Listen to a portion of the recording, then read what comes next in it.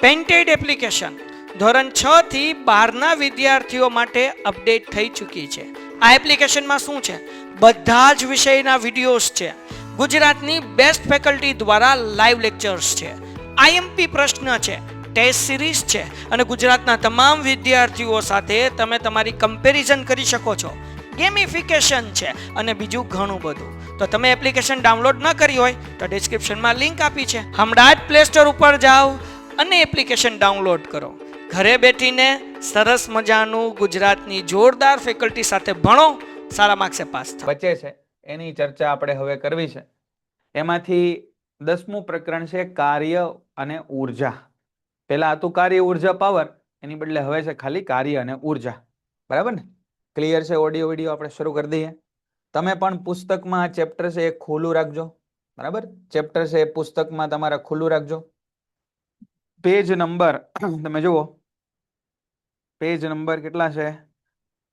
Page number 113 ઉપર આ પ્રકરણ આપેલું છે, કાર્ય ઉર્જા. બરાબર? કાર્ય અને ઉર્જા. હા, તો સાયન્સનું પેપર જેઓને હતું એને કેવું રહ્યું છે? સાયન્સનું પેપર સારું રહ્યું ભાઈ? નિશિતભાઈ, સાયન્સનું પેપર? હા, સરસ, ખૂબ સરસ. ચાલો, આજે આપણો સેશન છે પેપર માટે BCD વિભાગ. આવતીકાલે પણ છે અને પરમ દિવસે તમે જ્યારે પેપર દેવા જાઓ એની વહેલા સવારે પણ આપણે સેશન રાખેલા છે. બરાબર? સરસ. તો જેમને પહેલું પેપર હોય એને સારું ગયું હશે એવી આપણે આશા રાખીએ, અને જેમને છે એ સોમવારે પેપર હોય તો એમણે તો આપણે 3 દિવસ તૈયારી કરવાના છીએ. આજે પણ 2 કલાકનો એક સેશન રાખેલો છે.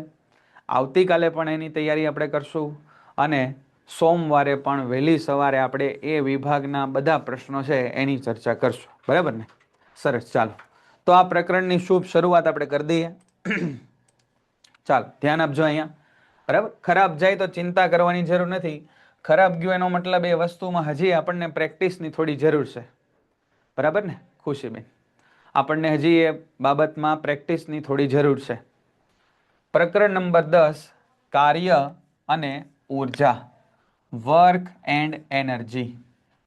કાર્ય જોજો અહીંયા, વિજ્ઞાનની અંદર કાર્ય અને સામાન્ય જીવનમાં કાર્ય આ બે અલગ વસ્તુ છે.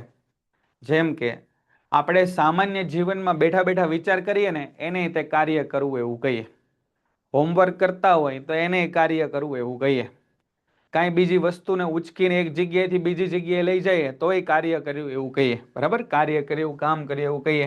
પણ વિજ્ઞાન આમાંથી બધી બાબતોને કાર્ય કરવું એવું કહેતું નથી. વિજ્ઞાન છે એ આમાંથી બધી બાબતોને કાર્ય કરે એવું કહેતું નથી. આપણે બેઠા બેઠા વિચારીએ, આપણે બેઠા બેઠા પેપર લખીએ, આ બધી બાબતમાં આપણને ઘણો થાક લાગે, આપણે એમ કહીએ કે બહુ કામ કર્યું, પણ આમાંની અમુક બાબતને વિજ્ઞાન છે એ કાર્ય કહેતું નથી. કઈ બાબત વિજ્ઞાનની દ્રષ્ટિએ કાર્ય કહેવાય અને કઈ બાબત વિજ્ઞાનની દ્રષ્ટિએ કાર્ય ન કહેવાય એની સમજૂતી આપણે મેળવીશું. બરાબર ને? જો, તો આપણને ઇન્ટ્રોડક્શન આપેલું છે. સજીવોને જીવવા માટે અને મશીનોને ચાલવા માટે ઉર્જાની જરૂર પડે. ભાઈ બધાને, આપણને એટલે કે સજીવોને, પછી એ માણસ હોય કે કોઈ પ્રાણી હોય કે નાનામાં નાનું જીવજંતુ હોય, એ બધાને જીવવા માટે શેની જરૂર પડશે? ઉર્જાની જરૂર પડશે. મશીનો હશે, આપણા સ્કૂટર, બરાબર, સાયકલ, કોઈ ફેક્ટરીના મશીનો, એ બધાને પણ ચાલવા માટે ઉર્જાની જરૂર પડશે. ગેસ, પેટ્રોલ, ડીઝલ, વીજળી, ન્યુક્લિયર બળતણ, આ બધાની જરૂર પડશે. રોજિંદા જીવનમાં, રોજબરોજના જીવનમાં આપણે કાર્ય એવા શબ્દનો પ્રયોગ ક્યારે કરીએ? રોજબરોજના જીવનમાં આપણે કાર્ય શબ્દ એવો ક્યારે પ્રયોગ કરીએ? બરાબર? તો કે સામાન્ય જીવનમાં આપણે શારીરિક કે માનસિક શ્રમને કાર્ય ગણવામાં આવે છે. શારીરિક કે માનસિક શ્રમને આપણે કાર્ય કહીએ. જેમ કે જો વાંચવું, વિચારવું, વાતો કરવી, એ બધાને આપણે કાર્ય કહીએ. શું કામ કરેશ? તો કે વાતો કરવાનું. શું કામ કરેશ? તો કે વિચારવાનું. શું કામ કરેશ? તો કે વાંચવાનું. બરાબર ને? પણ વિજ્ઞાનની દ્રષ્ટિએ આ કોઈને આપણે કાર્ય ગણતા નથી. વાંચવાને, વિચારવાને, વાતો કરવાને, બરાબર ને? તો આપણે વાંચતા હોય અને કોઈ આપણને એમ કે ભાઈ તું કાંઈ કામ કરતો નથી, તો વિજ્ઞાનની દ્રષ્ટિએ સાચું. વાંચવામાં આપણે કાંઈ કામ કરતા નથી. વિચારીએ ત્યારે કોઈ આપણને કહે તું ભાઈ કાંઈ કાર્ય કરતો નથી, તો ટેકનિકલી એ સાચું છે વિજ્ઞાનની દ્રષ્ટિએ. ભલે વ્યવહારુ જગતની અંદર વાંચવું, વિચારવું, વાતો કરવી, આ બધા છે એક પ્રકારના કાર્ય જ કહેવાય, બરાબર ને? આ લેક્ચર તમે જોવો છો તો એ કાર્ય કરો છો, પણ વિજ્ઞાનની દ્રષ્ટિએ લેક્ચર જોવો એ કાર્ય છે નહીં, બરાબર ને? તો જુઓ તમે કાંઈ કાર્ય અત્યારે કરતા નથી તમે, એનો મતલબ એવો થયો. એવું શા માટે થયું એ થોડું આપણે સમજતા જઈએ. ઉદાહરણ તરીકે જોજો, તમે એક ઉદાહરણ આપ્યું છે સરસ આપણને અહીંયા. ઉદાહરણ તરીકે તમે એક મોટા પથ્થરને ધક્કો મારો તો એ ખસે નહીં. મોટા પથ્થરને અથવા તો આ દિવાલને હું ધક્કો મારું તો આ દિવાલ ખસવાની છે નહીં, પણ છતાંય તે હું બળ લગાડી અને દિવાલને ધક્કો મારવાનો પ્રયત્ન કરું તો હું થાકી જાઉં, મારી ઉર્જા ઘટી જાય, બરાબર ને? થાકી જાય. પણ વિજ્ઞાન આ મુજબનું જે કાર્ય કરીએ એને શૂન્ય કાર્ય ગણે છે. જો પહેલી વસ્તુ શું કીધી? સૌથી પહેલી બાબત તો કે ભાઈ આપણે શારીરિક અને માનસિક બંને પ્રકારના શ્રમને કાર્ય કહીએ છીએ, પણ વિજ્ઞાન આ પ્રકારે વાંચવું, વિચારવું, વાતો કરવી એને કાર્ય કહેતું નથી. આ પહેલી બાબત, આ યાદ રાખજો. બીજી બાબત શું કીધી? કે આ દિવાલને હું જોરથી ધક્કો મારું છું, પણ મને ખબર છે કે આ દિવાલ ખસવાની નથી. મારી બધી એનર્જી, બધી જ ઉર્જા છે એ વેસ્ટ થઈ ગઈ, પણ છતાંય આ દિવાલ છે એ ખસવાની નથી. તો આપણી ઉર્જા તો બધી વહી ગઈ, પણ વિજ્ઞાન કહે છે કે તમે જ્યારે મોટા પથ્થરને ધક્કો મારો છો, મોટી દિવાલને ધક્કો મારો છો, અને એ દિવાલ જો ખસતી નથી, એ દિવાલ જો ખસતી નથી, તો તમે કરેલું કાર્ય કેવું કહેવાય? શૂન્ય કહેવાય. એવું શા માટે એ હમણાં આપણે આગળ જોઈએ. એવું એટલા માટે, જો અહીંયા કારણ તરત જ આપણને આપી દીધું છે. એવું એટલા માટે કારણ કે પથ્થર કે દિવાલ એનું સ્થાનાંતર થયું નથી. પથ્થર કે દિવાલ એનું સ્થાનાંતર થયું નથી. તો એનો મતલબ કે આપણને કાર્ય કરવા માટેની એક અગત્યની શરત મળી ગઈ. પહેલી શરત આપણને મળી ગઈ કે કાર્ય થયું એવું ક્યારે કહેવાય? તો કે ભાઈ પદાર્થનું સ્થાનાંતર થવું જોઈએ તો કાર્ય થયું એવું કહેવાય. કેમ કે વિજ્ઞાનમાં આપણે કાર્યને વ્યાખ્યાયિત જ એ રીતે કર્યું છે. બોલો, અહીંયા સુધીની ચર્ચા બધાને ખ્યાલ આવે છે ભાઈ? અહીં સુધી જે ચર્ચા કરી, હજી કાર્ય કોને કહેવાય એ વાત પૂરી નથી થઈ, હજી એ વાત અધૂરી છે, બરાબર? પણ આટલી ખબર પડી કે ભાઈ આપણે અને મશીનોએ ચાલવા માટે ઉર્જાની જરૂર પડે. આ ઉર્જાનો ઉપયોગ કરીને આપણે વિવિધ પ્રકારના શારીરિક અને માનસિક શ્રમ કરીએ. આવા દરેક શારીરિક અને માનસિક શ્રમને વિજ્ઞાન કાર્ય કહેતું નથી. જેમ કે વાંચવું, વિચારવું, વાતો કરવી એ વિજ્ઞાનની દ્રષ્ટિએ કાર્ય નથી. ખૂબ ભારે પથ્થરને તમે બળ કરીને ધક્કો મારો, બરાબર, અને વાયુઓ છૂટી જાય તમારા શરીરમાંથી, બરાબર, તો પણ આ આટલી ઉર્જા ખર્ચ કરવા છતાંય તે આ કાર્ય શૂન્ય કહેવાય. એની પહેલી શરત એ છે કે સ્થાનાંતર થયું નથી, બરાબર? આપણો 45 મિનિટ લેક્ચર ચાલશે. જો ભાઈ, બોર્ડ પ્રમાણે આ 2 ચેપ્ટર તમારા દ્વિતીય પરીક્ષાના સિલેબસમાં નથી, પણ છતાંય તે તમારા સિલેબસ માટે તમારે તમારા વિષય શિક્ષકનો સંપર્ક કરવો ઘટે, બરાબર ને? કેમ કે ભાઈ અલગ અલગ શાળાઓ પોતાના અલગ અલગ રીતે અભ્યાસક્રમ ચલાવતી હોય, અલગ અલગ રીતે અભ્યાસક્રમ લેતા હોય, અલગ અલગ તારીખોમાં પેપર ગોઠવતા હોય. એટલે બોર્ડ પ્રમાણે આ 2 ચેપ્ટર જે આપણે બાકી છે એ 2 ચેપ્ટર દ્વિતીય પરીક્ષામાં નથી, પણ છતાંય તે તમારા દ્વિતીય પરીક્ષામાં છે કે નહીં એના માટે તમારા વિષય શિક્ષકનો સંપર્ક કરવો ઘટે, બરાબર ને? ચાલો, તો હવે આપણે કાર્યની વૈજ્ઞાનિક સંકલ્પના સમજીએ કે ભાઈ ખરેખર સાહેબ કાર્ય કહેવાય કોને એ આપણે સમજવું છે. ખરેખર સાહેબ કાર્ય વિજ્ઞાન કહે છે કે ભાઈ પથ્થરને ધક્કો મારો, પથ્થર ખઈશો નહીં, એ કાર્ય નથી. તમે વાંચો છો, વિચારો છો, બોલો છો, એ કાર્ય નથી. તો ભાઈ કાર્ય છે શું, જરા અમને સમજાવી દો. હા, પીડીએફ મોકલી દેશું બેટા. હો ને, શું કાર્ય છે એ અમને જરા સમજાવો. તો અહીંયા લખ્યું છે કે કાર્ય થવા માટેની બે શરતો છે. કાર્ય થવા માટેની બે શરતો છે. કઈ બે શરતો છે જરા વાંચો.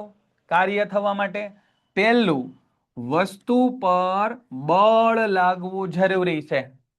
પહેલી વસ્તુ કીધી, વસ્તુ ઉપર બળ લાગવું જરૂરી છે. અને બીજી વાત શું કીધી, તો કે વસ્તુનું સ્થાનાંતર થવું જરૂરી છે. જો કાર્ય થવા માટે બે બાબતો આપણે ખાસ દર્શાવી. કાર્ય થવા માટેની બે શરતો આપણે કીધી. કઈ શરતો કીધી? કઈ શરતો કીધી આપણે? તો કે ભાઈ પહેલી શરત આપણે કીધી કે વસ્તુ ઉપર ફરજિયાત બળ લાગવું જોઈએ. બળ લાગવું જોઈએ. અને બીજી વાત આપણે કીધી કે વસ્તુનું સ્થાનાંતર થવું જોઈએ. સ્થાનાંતર થવું જોઈએ. જો આ બે માંથી કોઈ પણ પરિસ્થિતિ ન હોય, કોઈ પણ એક શરતનું પાલન ન થાય, તો કાર્ય શૂન્ય થયું એવું કહેવાય. ઉદાહરણ તરીકે સમજો કે આ પેન છે ને, આ પેન એ નીચે જાય છે, નીચે પડે છે. તો પેનનું સ્થાનાંતર થાય છે? તો કે હા સાહેબ, પેનનું સ્થાનાંતર થાય છે. શું આ પેનને આવી રીતે મેં મૂકી તો મેં કઈ બળ લગાડ્યું મેં પોતે? તો કે ના ના સાહેબ, તમે કઈ બળ લગાડ્યું નથી, તમે તો પેનને છોડી દીધી. બળ લગાડ્યું ક્યારે કહેવાય? જો પેનને હું ખેંચીને નીચે લાવું ત્યારે. સમજો ફરીવાર. આ પેનને નીચે પાડી મેં આ રીતે મૂકી દીધી, તો શું પેનનું સ્થાનાંતર થયું? હા સાહેબ, પેલા પેન અહીંયા હતી, પછી અહીંયા આવી ગઈ. શું તમે પેન ઉપર બળ લગાડ્યું? તો કે ના. તો અહીંયા મારે પ્રશ્ન પૂછવો જોઈએ કે મારા દ્વારા પેન પર થતું કાર્ય કેટલું થાય? તો કે સાહેબ મારા દ્વારા પેન પર થતું કાર્ય 0 થાય. કેમ 0 થાય? તો કે સાહેબ તમે બળ લગાડ્યું નથી. સમજાય છે બેટા? આ એક મુદ્દો સમજાણો, પેન વાળું ઉદાહરણ સમજાણો બધાને, કે કેમ પેન નીચે પડી તો કાર્ય થયું એવું ન કહેવાય. કાર્ય થયું એવું કહેવાય, પણ એ પછી આપણે સમજશું. પણ મારા દ્વારા કાંઈ કાર્ય થયું નથી, કેમ કે મેં પેન ઉપર કાંઈ બળ લગાડ્યું નથી. બરાબર? તો અહીંયા એક વાત થઈ. અને બીજું ઉદાહરણ આપણે જોયું કે સાહેબ બહુ મોટો પથ્થર છે. એક ખૂબ મોટો પથ્થર આપણે ધ્યાનમાં લીધો. એક ભાઈ બહુ બળ કરે છે. બરાબર? ખૂબ બળ કરે છે પથ્થરને ધક્કો મારવા માટે. પથ્થરને ખસેડવા માટે આ ભાઈ ખૂબ બળ કરે છે. બરાબર? પણ પથ્થર જરાય પોતાની જગ્યાએથી હલતો નથી. ફિક્સ્ડ પથ્થર છે એ પોતાની જગ્યા ઉપર ફિક્સ છે. તો શું આ ભાઈ બળ લગાડે છે? તો કે હા સાહેબ બળ લગાડે છે. પણ શું આ પથ્થર ખસે છે? તો કે ના સાહેબ, પથ્થર નથી ખસતો. તો આવા સંજોગોમાં પણ આ વ્યક્તિ દ્વારા થતું કાર્ય એ કેટલું કહેવાય? તો કે શૂન્ય કહેવાય. બે વસ્તુ થાય તો અને તો જ કાર્ય થયું કહેવાય, અન્યથા કાર્ય થયું કહેવાય નહીં. હવે તમને થાય સાહેબ એવું કેમ? તો ભાઈ આપણે કાર્યને એ રીતે વ્યાખ્યાયિત કર્યું છે. આપણે જ નક્કી કર્યું કે આને કાર્ય કહેવાય, આવું થાય તો જ કાર્ય કહેવાય. એની ઉપરથી આપણે આગળની વસ્તુઓ છે એ બનાવતા હોય, એને સમજતા હોઈએ. બરાબર? તો પહેલું, કાર્ય થવા માટેની બે શરતો. પહેલી છે કે વસ્તુ ઉપર બળ લાગવું જરૂરી છે, અને બીજું વસ્તુનું સ્થાનાંતર થવું જરૂરી છે. બરાબર? આપણે છે એ કાર્યનું સૂત્ર જોવું છે કે સાહેબ કાર્યનું સૂત્ર શું થાય? તો ભાઈ કાર્યનું સૂત્ર છે ને એ ખૂબ સરળ છે. કાર્યનું સૂત્ર આવું છે: કાર્ય બરાબર બળ ગુણ્યા સ્થાનાંતર. કાર્યનું સૂત્ર શું થાય? બળ ગુણ્યા સ્થાનાંતર. કાર્યને અંગ્રેજીમાં કહેવાય વર્ક, એટલે એને દર્શાવાય W થી. બળને અંગ્રેજીમાં કહેવાય ફોર્સ, એટલે એને દર્શાવાય F થી. અને સ્થાનાંતરને અંગ્રેજીમાં કહેવાય ડિસ્પ્લેસમેન્ટ, પણ તોય તેને દર્શાવાય પાછું S થી. અને વચ્ચે છે ને હું ટપકું કરું. તમે ગુણાકાર કરો આ ધોરણમાં તોય કઈ વાંધો નહીં, પણ આગળ આવશો તો ખબર પડશે કે ભાઈ આ ગુણાકારની નિશાની ખરેખર ન કરાય, ખરેખર વચ્ચે ટપકું કરાય. બરાબર ને? એ જ્યારે તમે 11માં આવશો ત્યારે હું તમને ભણાવીશ પાછો. બરાબર? તો કાર્ય એટલે બળ ગુણ્યા સ્થાનાંતર થાય. અને કાર્યને કહેવાય W, બળને કહેવાય F અને સ્થાનાંતરને કહેવાય S. તો આ સૂત્ર આપણને મળી ગયું, W બરાબર F ઇન્ટુ S. આ સૂત્ર આપણે યાદ રાખવાનું છે, W બરાબર F ઇન્ટુ S. હવે આપણે વાત કરીએ કે ભાઈ કાર્યનો એકમ શું થાય. કાર્યનો એકમ તો સાહેબ કાર્ય એટલે આપણે કીધું કે બળ ગુણ્યા સ્થાનાંતર. કાર્ય એટલે આપણે કહી દીધું સાહેબ બળ ગુણ્યા સ્થાનાંતર. તો સાહેબ બળનો એકમ શું થાય? તો સાહેબ બળનો એકમ થાય ન્યૂટન. બરાબર? ટૂંકમાં લખીએ આપણે, બળનો એકમ થાય ન્યૂટન અને એને ગુણ્યા સ્થાનાંતરનો એકમ શું થાય? મીટર. સ્થાનાંતરનો એકમ થાય મીટર. તો કાર્યનો એકમ શું થવો જોઈએ? તો કે સાહેબ કાર્યનો એકમ થવો જોઈએ ન્યૂટન મીટર. પણ આ ન્યૂટન મીટરને આપણે એક નવું નામ આપ્યું જૂલ. આ ન્યૂટન મીટરને આપણે એક નવું નામ આપ્યું જૂલ. તો કોઈ પૂછે કે કાર્યનો SI એકમ જણાવો, તો આ બંને એકમો સાચા છે. આ બંને એકમો સાચા છે, જૂલ અથવા ન્યૂટન મીટર. જૂલ અથવા ન્યૂટન મીટર. બરાબર?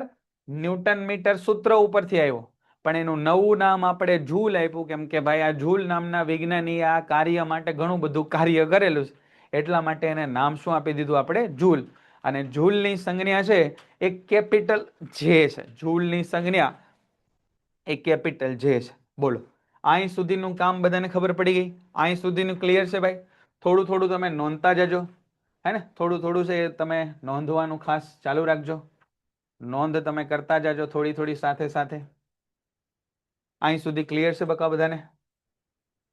જો આ લખ્યું છે કાર્યનો SI એકમ એ જૂલ થાય અથવા ન્યૂટન મીટર પણ એને તમે કહી શકો.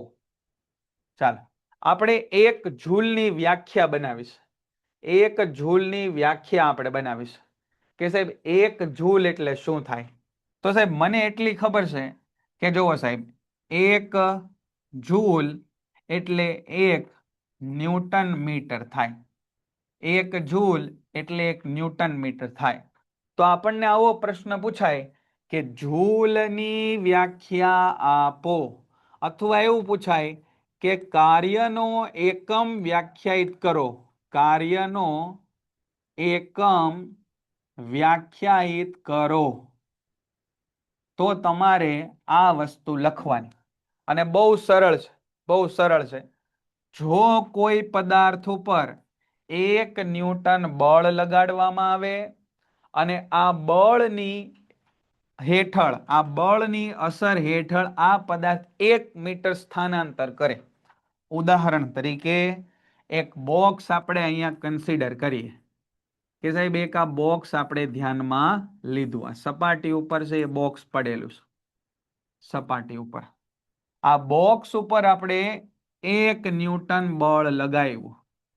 1 ન્યૂટન બળ લગાવ્યું અને 1 ન્યૂટન બળ લગાવતા લગાવતા આપણે આ બોક્સને 1 મીટર ખસેડી દીધું, અહીંયાથી અહીંયા સુધી. તો આ બોક્સ ઉપર મેં 1 જૂલ કાર્ય કર્યું એવું કહેવાય. મેં 1 જૂલ કાર્ય કર્યું એવું કહેવાય. ખ્યાલ આવ્યો? હા, PDF મોકલી દઈશું બેટા. 10મું ચેપ્ટર છે. બરાબર? જે પધાર્યા છે અત્યારે એની જાણકારી માટે ખૂબ ખૂબ સ્વાગત છે તમારું પેન્ટેડ લર્નિંગ એપ્લિકેશન પરિવાર તરફથી, કે તમે પધારી ગયા છો. બરાબર? 10મું ચેપ્ટર આપણે શરૂ કર્યું છે, કાર્ય અને ઉર્જા. એકચ્યુઅલમાં આ ચેપ્ટર તો કાર્ય, ઉર્જા અને પાવર, પણ પાવરનો ટોપિક છે એ નીકળી ગયો છે. બરાબર? અને હવે રહ્યું છે ખાલી કાર્ય અને ઉર્જા. તો ફરી વખત, કાર્ય એનું સૂત્ર કીધું આપણે બળ ગુણ્યા સ્થાનાંતર. બળનો એકમ થાય ન્યૂટન, સ્થાનાંતરનો એકમ થાય મીટર. તો ન્યૂટન ગુણ્યા મીટર એ કાર્યનો એકમ થયો. ન્યૂટન ગુણ્યા મીટર એને નવું નામ આપ્યું આપણે જૂલ. ન્યૂટન ગુણ્યા મીટર એને નવું નામ આપ્યું આપણે જૂલ. કોઈ પૂછે કે 1 જૂલની વ્યાખ્યા આપો તો શું લખવાનું? જો કોઈ વસ્તુ પર 1 ન્યૂટન બળ લગાડવામાં આવે અને આ બળ દ્વારા બળની દિશામાં, જો આ એક શબ્દ સરસ આપણો જોવા જેવો છે, સ્થાનાંતર બળની દિશામાં થવું જોઈએ. આ બહુ અગત્યની વાત છે. હવે એવું કેમ, એ બધું તો તમે 11મા ધોરણમાં શીખશો, પણ અત્યારે ખાલી એટલું યાદ રાખો કે બળ લગાડીએ તો બળનું સ્થાનાંતર કઈ દિશામાં થવું જોઈએ? બળની દિશામાં થવું જોઈએ. જેમ કે એવું ન થવું જોઈએ કે હું બળ આમ લગાડું છું અને બ્લોક છે એ પાછળ જઈશ, હું બળ આમ લગાડું છું અને બ્લોક છે એ આમ જઈશ, એવું થવું જોઈએ નહીં. બરાબર? તો શું કીધું ભાઈ આપણે? કે સ્થાનાંતરની દિશામાં બળ લાગવું જોઈએ. ચાલો પછી અહીંયા વાત કરીએ આપણે ધન કાર્ય અને ઋણ કાર્ય, એની ચર્ચા કરીએ. અહીં સુધી બધાને ક્લિયર થઈ ગયું? કાર્ય એટલે બળ ગુણ્યા સ્થાનાંતર થાય, સ્થાનાંતર થાય. હવે કાર્ય છે ને એ 3 પ્રકારના છે. 3 પ્રકારના કાર્ય, 3 પ્રકારના કાર્યો છે. કયા કયા 3 પ્રકારના કાર્ય છે જરા સમજીએ. એક કાર્ય એને કીધું ધન કાર્ય, ધન કાર્ય. બીજું કાર્ય એને આપણે કીધું ઋણ કાર્ય, ઋણ કાર્ય. અને ત્રીજું કાર્ય એને આપણે નામ આપ્યું શૂન્ય કાર્ય, શૂન્ય કાર્ય. બરાબર? ધન કાર્ય, ઋણ કાર્ય અને શૂન્ય કાર્ય. કોને કહેવાય ભાઈ ધન, ઋણ અને શૂન્ય કાર્ય? જરા સમજી લઈએ. અહીંયા વ્યાખ્યા તમે ખાસ યાદ રાખજો. વ્યાખ્યામાં શું કીધું છે કે ભાઈ બળ સ્થાનાંતર છે એ કઈ દિશામાં થવું જોઈએ? તો કે બળ જે દિશામાં લાગે ને એ દિશામાં સ્થાનાંતર થવું જોઈએ. બરાબર? બળ જે દિશામાં લાગે એ દિશામાં સ્થાનાંતર થવું જોઈએ. તો અહીંયા તમે સમજો કે જો સ્થાનાંતર બળની દિશામાં થાય, બળની દિશામાં થાય તો તે બળ દ્વારા થતું કાર્ય, તો તે બળ દ્વારા થતું કાર્ય ધન કહેવાય, ધન કાર્ય કહેવાય. હવે જરા સમજો તમે શું કીધું ધન કાર્ય? તો કે સાહેબ આ બ્લોક છે, આ બ્લોક ઉપર હું છે એ આ દિશામાં બળ લગાડું છું, આ દિશામાં, અને એના કારણે બ્લોકનું સ્થાનાંતર પણ આ દિશામાં થાય છે.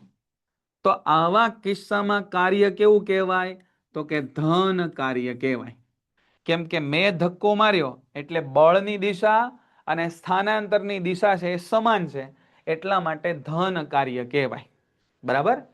હવે તમને એમ થાય કે સાહેબ તો ઋણ કાર્ય કઈ રીતે થાય? અચ્છા, કોઈ મને કહેશે કે ગુરુત્વાકર્ષણ બળની દિશા કઈ હોય? કોઈ મને કહેશે કે ગુરુત્વાકર્ષણ બળની દિશા કઈ હોય? ચાલો કોઈ મને કહેશે કઈ હોય? સાઉથ.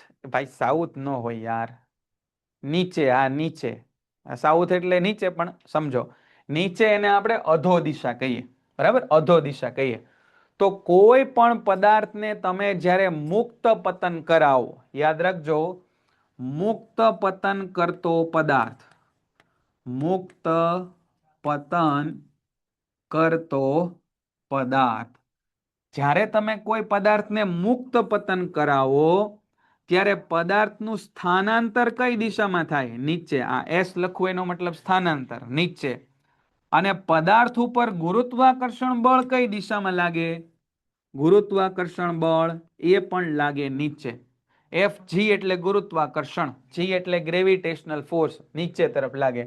તો આપણે એવું કહેવાય કે તેથી ગુરુત્વાકર્ષણ બળ દ્વારા ગુરુત્વાકર્ષણ બળ દ્વારા થતું કાર્ય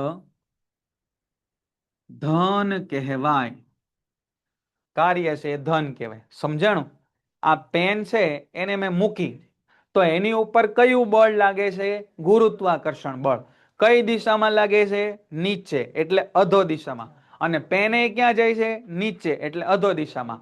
તો એનો મતલબ સાહેબ બળ અને સ્થાનાંતર બેયની દિશા કેવી થઈ? સમાન, એટલે કાર્ય કેવું થયું? ધન. બોલો, અહીં સુધી સમજાણું બેટા બધાને કે ધન કાર્યનો મતલબ શું થાય? અહીં સુધી સમજાણું બધાને? ધન કાર્ય કોને કહેવાય? શાબાશ, ચાલો, સરસ, ખૂબ સરસ, આટલું ખ્યાલ આવી ગયો. ચાલો, ઋણ કાર્ય કોને કહેવાય? ઋણ કાર્ય. તો અહીંયા હું લખું કે જો સ્થાનાંતર અને બળ વિરુદ્ધ દિશામાં લાગતા હોય, વિરુદ્ધ દિશામાં લાગતા હોય તો તે બળ દ્વારા થતું કાર્ય, તો તે બળ દ્વારા થતું કાર્ય ઋણ કહેવાય. ઋણ કહેવાય.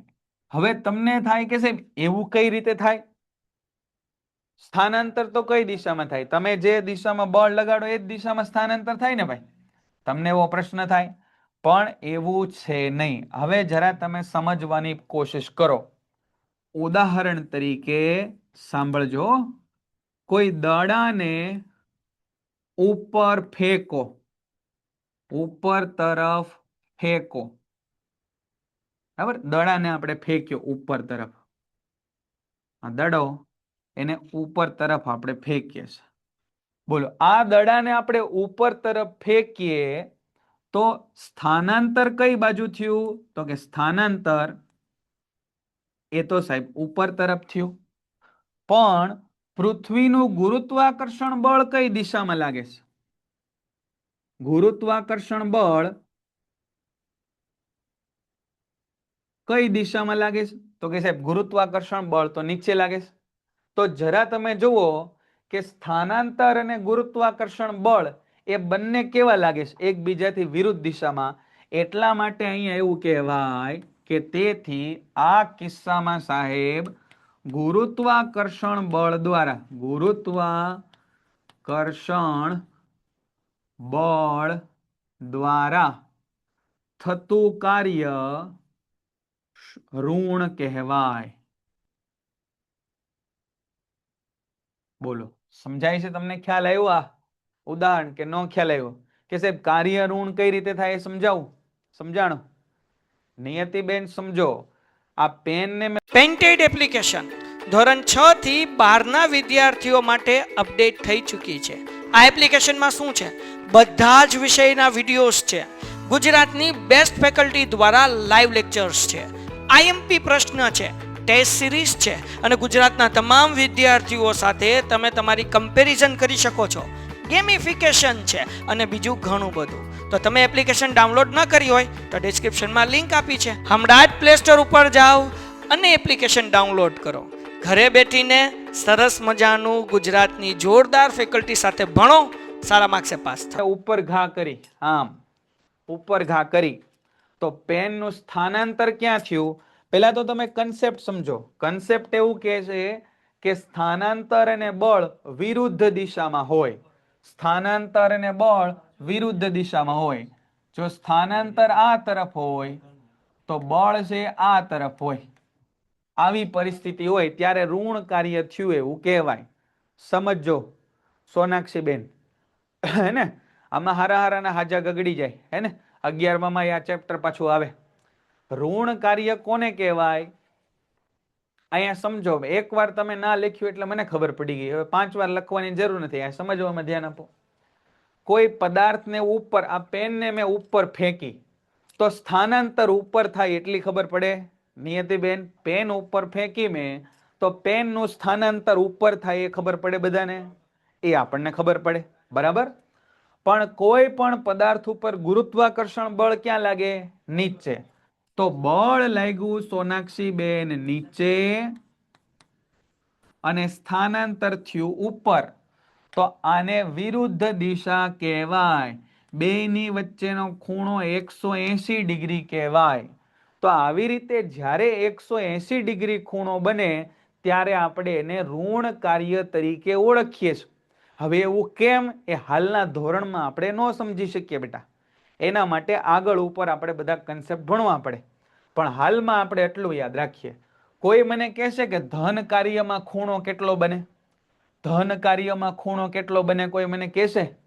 સરસ સોનાક્ષીબેન, અહીંયા 180 નો ખૂણો બને. સમજી ગયા તમે? બળ અને સ્થાનાંતરમાં 90 નહીં. ધન કાર્યમાં વેદાંતભાઈ, ધન કાર્યમાં કેટલો ખૂણો બને? ધન કાર્યમાં અહીંયા કેટલો ખૂણો બને? વાહ ભાઈ વાહ, સોનાક્ષી બેન ને ખબર પડી ગઈ. 0 બને બેટા, 0 બને. કઈ રીતે? 360 નો કહેવાય, 0 વધારે યોગ્ય છે. તો કે સાહેબ જો બળ તમે કઈ દિશામાં લગાડ્યું? આ દિશામાં. અને સ્થાનાંતરે કઈ દિશામાં થયું? આ દિશામાં. તો બે સમાન દિશા, તો આ બે વચ્ચે ખૂણો કેટલો કહેવાય? 0. આ 90 અને આ 180, બરાબર ને? આ 0, આ 90, આ 180, આ 180, આ છે ઘટતું જાય, આમ હોય, ઘટતું જાય ઘટતું જાય ઘટતું જાય 90, ઘટતું જાય ઘટતું જાય ઘટતું જાય 0. સમજાણું? બરાબર. તો અહીંયા છે એ ખૂણો કેટલો હોય? ખૂણાને થીટા વડે દર્શાવાય, થીટા, અને એ હોય 0. આ જે નિશાની છે ને એને થીટા વંચાય, થીટા. એટલે ખૂણો કેટલો હોય? 0. અહીંયા ખૂણો કેટલો છે? થીટા બરાબર 180 નો ખૂણો થાય. સમજાણું બેટા? ખ્યાલ આવ્યો? બરાબર. હવે શૂન્ય કાર્ય ક્યારે થાય? શૂન્ય કાર્ય ક્યારે થાય? જો બે કન્ડિશનમાં થાય. જો f બરાબર 0 હોય અથવા s બરાબર 0 હોય, અથવા s બરાબર 0. એટલે કાં તો બળ શૂન્ય હોય અને કાં તો સ્થાનાંતર શૂન્ય હોય. ત્યારે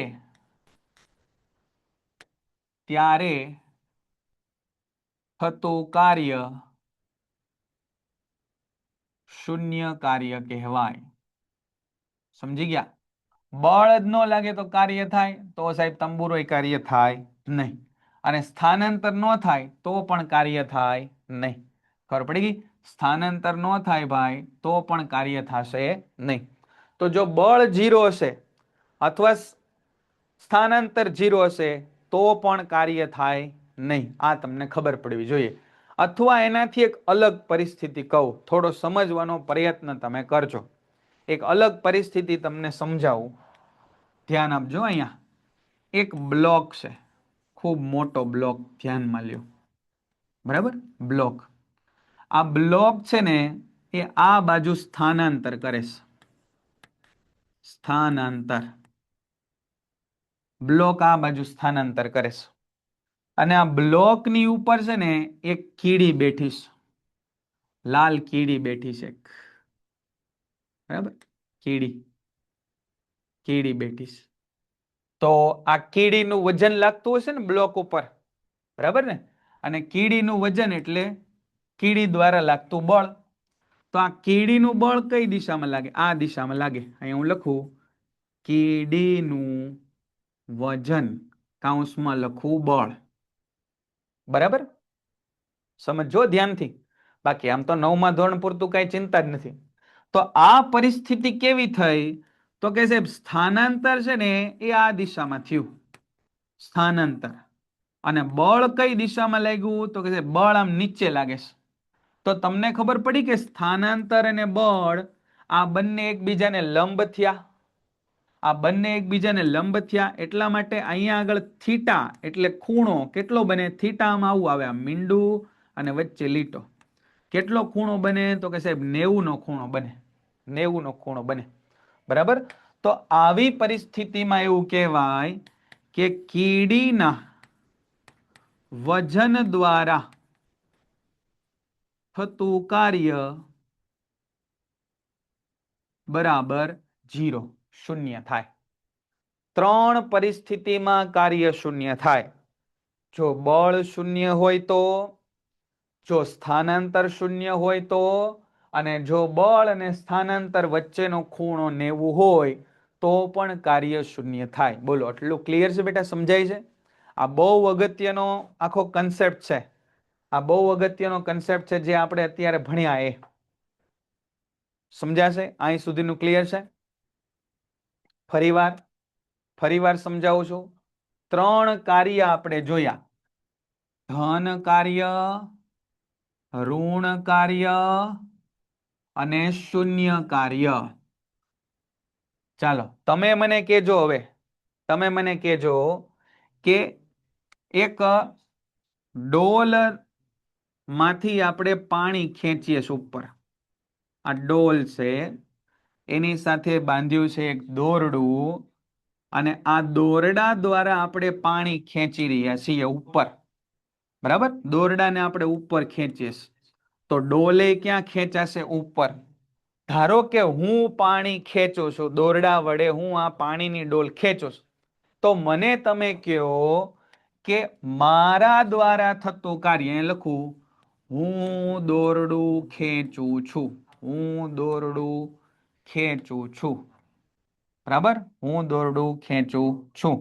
તો પહેલો પ્રશ્ન તમને એ હું પૂછું છું કે મારા દ્વારા ડોલ પર થતું કાર્ય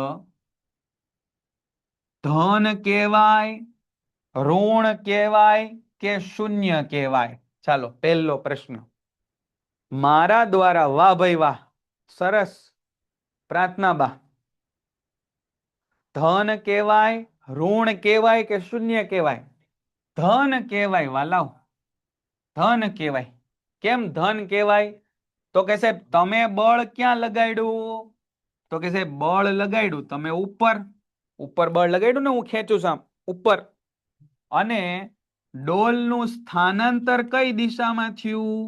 ભાઈ ઋણ કે છે એને ખ્યાલ નથી આવતો કે બળ અને સ્થાનાંતર સમાન દિશામાં છે, એટલા માટે હોય ત્યારે કાર્ય કેવું થયું કહેવાય? ધન કહેવાય.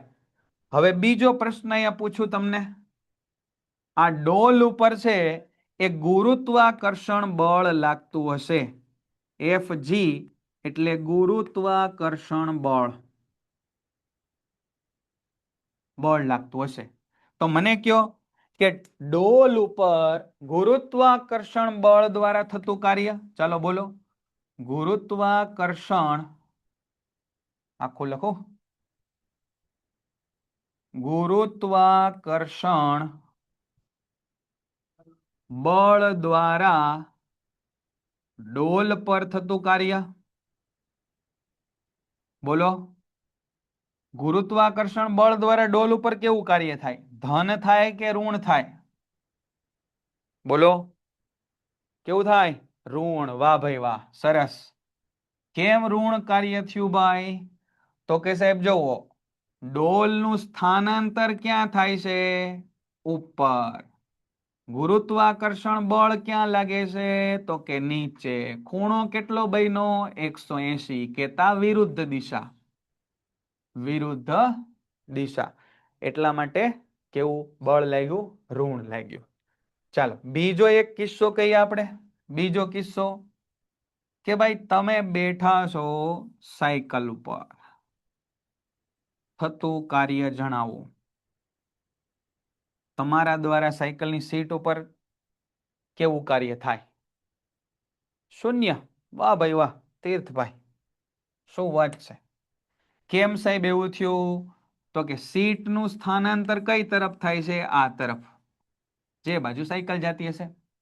અને તમારા દ્વારા લાગતું બળ, તમારું વજન બળ કેમ લાગે? નીચે લાગે ને. વજન બળ હંમેશા નીચે તરફ લાગે. બરાબર? તમારું વજન એ હંમેશા નીચે લાગે. બેયની વચ્ચે ખૂણો કેટલો? 90 નો. તો બળ કેવું થાય? શૂન્ય. તેથી સોરી, બળ ક્યાં? કાર્ય કેવું થાય? શૂન્ય જૂલ. બરાબર? શૂન્ય જૂલ થાય. ખબર પડી ગઈ? ક્લિયર છે? બરાબર? તો આટલું કાર્યવાહી આજના દિવસમાં આપણે રાખીએ છીએ. બહુ અગત્યના કન્સેપ્ટ છે. જેવા તમે 11મા ધોરણમાં જાશો એમાં પણ કાર્ય ઉર્જા પાવર એવું ચેપ્ટર આવશે, અને એમાં આ વસ્તુ તમને છે મળશે. બરાબર? તો ઘરકામમાં શું કરશું આપણે? જેટલી નોંધ આપણે અહીંયા લખી છે એ બધી નોંધ, પરીક્ષા હોય તો એવું કાંઈ ન કરતા, પરીક્ષા જેને પૂરી થઈ ગઈ હોય તો કરજો. એ એક એક વાર છે એ લખજો, એક એક વાર લખજો અને પેજ નંબર 113 અને 114 નું વાંચન કરજો. પેન્ટેડ એપ્લિકેશન ધોરણ 6 થી 12 ના વિદ્યાર્થીઓ માટે અપડેટ થઈ ચૂકી છે. આ એપ્લિકેશનમાં શું છે? બધા જ વિષયના વિડીયોઝ છે. ગુજરાતની બેસ્ટ ફેકલ્ટી દ્વારા લાઈવ લેક્ચર્સ છે, આઈએમપી પ્રશ્ન છે, ટેસ્ટ સિરીઝ છે અને ગુજરાતના તમામ વિદ્યાર્થીઓ સાથે તમે તમારી કમ્પેરિઝન કરી શકો છો. ગેમિફિકેશન છે અને બીજું ઘણું બધું. તો તમે એપ્લિકેશન ડાઉનલોડ ન કરી હોય તો ડિસ્ક્રિપ્શનમાં લિંક આપી છે, હમણાં જ પ્લે સ્ટોર ઉપર જાઓ અને એપ્લિકેશન ડાઉનલોડ કરો. ઘરે બેઠીને સરસ મજાનું ગુજરાતની જોરદાર ફેકલ્ટી સાથે ભણો, સારા માર્ક્સે પાસ થાઓ.